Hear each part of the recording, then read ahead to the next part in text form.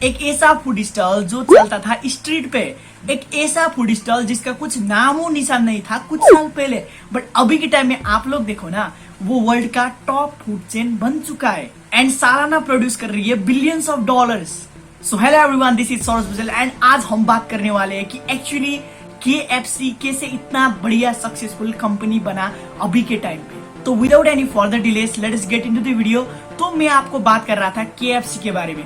आखिर KFC इतना ज्यादा सक्सेसफुल कैसे बना, किस प्रकार का उसने कॉन्सेप्ट यूज किया बिजनेस कॉन्सेप्ट को प्रमोट करने के लिए। तो ये कहानी शुरू होती है 9 सितंबर 1890 को, जब इंडियाना के अंदर हार्लैंड सैंडर्स का जन्म होता है। सब कुछ अच्छा चल रहा होता है। जब वो 6 साल की उम्र तक पहुंचते हैं तो उनके पापा का डेड हो जाता है अनफॉर्चुनेटली, एंड उसके बाद उनका सभी अपने छोटे भाई एंड छोटी बहन का सब कुछ जिम्मेदारी उनके कंधे के ऊपर आ जाता है।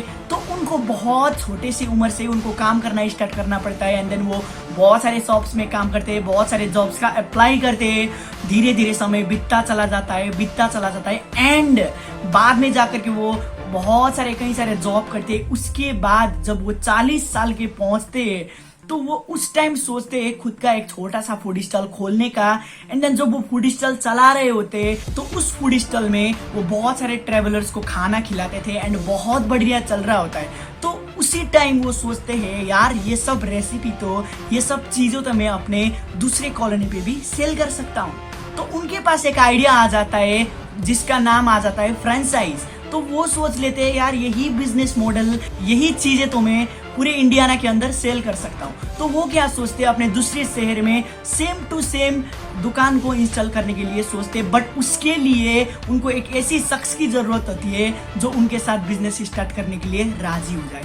तो वो क्या करते हैं, बहुत सारे लोगों को अप्रोच करते हैं, बोलते हैं कि बहुत बढ़िया चलता है, बहुत ही बढ़िया चलता है, आपका सब कुछ हो जाएगा, आपको सिर्फ इतना करना है, थोड़ा सा आपको कमीशन पे करना है मेरे को करके। जब वो बोलते हैं बहुत सारे लोग रिजेक्ट कर देते हैं, बट फाइनली जाकर के एक शख्स उनके साथ बिजनेस स्टार्ट कर लेते हैं। एंड उसके बाद बहुत सारे ऐसे लोग आते हैं जो लोग रेडी होते हैं करने के लिए, जिसको अभी के टाइम में आप लोग जानते हो KFC के नाम से, एंड अभी बहुत ज्यादा सक्सेसफुल कंपनी है। तो KFC का सफर ये था कि बहुत सारे लोगों का रिजेक्शन मिला था एंड बहुत सारे मार्केट को कैप्चर कर करके आया था। एंड देन उन्होंने सोचा कि यार ये तो मैं पूरा अमेरिका के अंदर इसको ला सकता हूँ। एंड देन उन्होंने सोचा पूरे यूरोप के अंदर अपने फ्रेंचाइज को फैला दिया एंड उन्होंने सोचा why not to take this business to India. And then क्या हुआ, इंडिया के अंदर आया, उन्होंने सोचे इंडिया के अंदर में इसे मैं नागपुर के अंदर भी खोल सकता हूँ, इसे मैं वेस्ट बंगाल के अंदर भी खोल सकता हूँ, इसे मैं दिल्ली में भी खोल सकता हूँ एंड बहुत ही सारे जगह पे अभी के टाइम में आप लोग जाते हो, खाते हो, KFC एंजॉय करते हो अगर आप नॉन वेजिटेरियन हो तो। अब यहाँ पे सबसे इंटरेस्टिंग बात ये है कि उन्होंने क्या सोचा, जो चीजें वो सेल कर रहे हैं उन्होंने अपने टाइम को उतना ही रहने दिया, बट उन्होंने अपने काम को मल्टीप्लाई कर दिया। यहाँ पे इस प्रोसेस को हम लोग बोलते हैं टाइम लिवरेज। टाइम लिवरेज का मतलब ये होता है टाइम उतना ही है बट उनका काम ज्यादा हो रहा है। एंड उनको ये बात आगे से ही समझ में आ गया था कि चिकन को KFC वो जो फ्राइड चिकन को सेल करने में पैसा तो नहीं है, बल्कि पैसा किस चीज पर है, ये जो फ्राइड चिकन को सेल करने वाला कंसेप्ट को सेल करने के ऊपर बहुत ही ज्यादा पैसा है। ये चीजें उनको बहुत सालों पहले ही समझ में आ गया था एंड उन्होंने क्या करना स्टार्ट कर दिया, अपने फ्रेंचाइज को अपने पूरे वर्ल्ड में उन्होंने फैला दिया। एंड अभी के टाइम में आप लोग देखो पूरे फ्रेंचाइज से उनके पास कमीशन जाता है, KFC के पास कमीशन जाता है and all over the world same trademark पे ये चीजें काम करती हैं। This is also known as franchise system and ये बहुत ही बढ़िया बिजनेस मॉडल है। एक्चुअली ये बोले तो ये चेन सिस्टम पे काम करता है एंड ये फूड चेन को हम लोग जानते हैं वर्ल्ड का एक लार्जेस्ट फूड चेन के नाम से भी।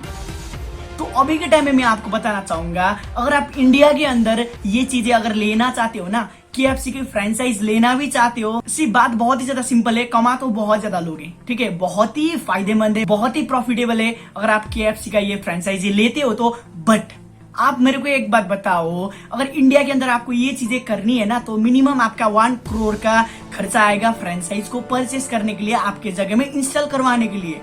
अब मेरे को आप लोग ये बात बताओ, पूरे इंडिया के अंदर सबके पास 1 करोड़ पैसा है क्या इस तरीके का बिजनेस में इन्वेस्टमेंट करने के लिए? नहीं ना, सिंपल एक, बहुत सारे लोगों के पास इतना पैसा है ही नहीं जो खुद का बिजनेस स्टार्टअप कर सके। तो ऐसे लोगों के लिए कौन सा अपॉर्चुनिटी हो सकता है, वो सबसे बढ़िया है। कम अमाउंट में वो लोग घर में बैठे बैठे अपने बिजनेस को स्टार्ट कर सकते हैं। तो आपको मैं इंट्रोड्यूस करवाना चाहूंगा नेटवर्क मार्केटिंग इंडस्ट्री, जो कि सेम मॉडल पे काम करती है, जो कि सिर्फ फ्रेंचाइज मॉडल पे काम करती है। आपको सब कुछ मिलेगा यहाँ पे, आपका लो इन्वेस्टमेंट, आपका यहाँ पे कुछ भी इन्वेस्टमेंट नहीं करना पड़ेगा। एंड देन बाद में जा करके ना आप इस फ्रेंचाइज को सेल करके अपने टीम को क्रिएट करके आप सेम इनकम को एंजॉय कर सकते हो नेटवर्क मार्केटिंग इंडस्ट्री पे भी।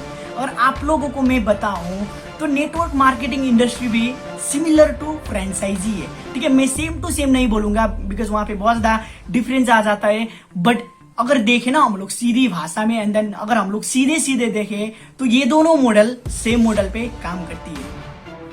अगर डायरेक्ट सेलिंग इंडस्ट्री यानी कि नेटवर्क मार्केटिंग इंडस्ट्री के बारे में मैं आपको बताऊं, ये एक ऐसा बिजनेस मॉडल होता है जहां पे आपका लो इन्वेस्टमेंट कॉस्ट रहता है। एक पर्टिकुलर कंपनी को आप लोग चूज करके आते हो एंड देन उस कंपनी का पार्टनर बन करके उसके प्रोडक्ट या फिर सर्विसेज को प्रमोट करते हो, एंड देन आपको अपने टर्नओवर के हिसाब से कंपनी पे करती है सर्टेन अमाउंट। इसको हम लोग बोलते हैं डायरेक्ट सेलिंग इंडस्ट्री। एंड ये इंडस्ट्री बहुत ज्यादा प्रेस्टिजियस इंडस्ट्री है, एंड बोलते हैं कि इंडिया का बैकबोन एंड इकोनॉमिक ड्राइवर्स भी डायरेक्ट सेलिंग इंडस्ट्री है। ये बिजनेस बहुत ही ज्यादा सिंपल मॉडल पे काम करता है, यहाँ पे कोई सा भी रॉकेट साइंस नहीं है। अगर आप इसको ध्यान से देखोगे, डायरेक्ट सेलिंग इंडस्ट्री में एडवर्टाइजमेंट नहीं होता है, ठीक है। यानी कि अगर आप नॉर्मल प्रोडक्ट को देखते हो, वहां पे बहुत सारे मिडल मैन रहते हैं जो लोग लाखों रुपए करोड़ों रुपए लगा करके माल को फैक्ट्री से लेकर के कस्टमर तक पहुंचाते हैं। But in network marketing directly factory से आपके पास आता है एंड देन उसके बाद वो प्रोडक्ट जाता है कस्टमर के पास।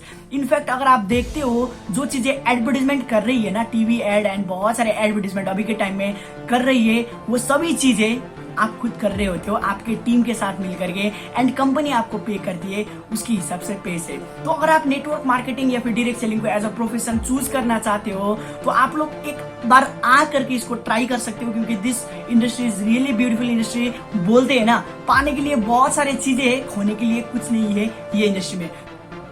सो thank you so much everyone. I hope आप सभी लोगों को बहुत ज्यादा वीडियो पसंद में आया होगा। अगर आप लोगों को एक चीजें भी पसंद में आया हो तो आप मेरे को कमेंट बॉक्स में आप लोग मेंशन कर देना, ये चीजें बहुत बढ़िया था वीडियो के अंदर। एंड अगर आपको लगे कि ये वीडियो मेरे फ्रेंड को इस वीडियो को देखना चाहिए तो उसके पास ये वीडियो पहुंचा देना।